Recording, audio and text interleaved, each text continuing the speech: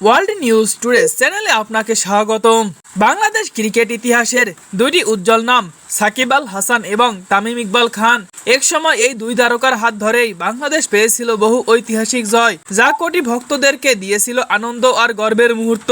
কিন্তু সময়ের সাথে সাথে সেই বন্ধুত্বে ধরেছে ফাটল, মাঠের বাইরে দ্বন্দ্ব, সিদ্ধান্ত নিয়ে মতবিরোধ, সব মিলিয়ে সম্পর্ক এখন অনেকটাই তিক্ত।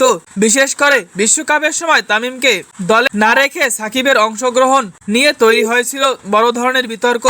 এরপর নতুন মোড়, রাজনীতিতে সংযুক্ত হয় সাকিব নিজেই হয়েছেন সমালোচনার কেন্দ্র।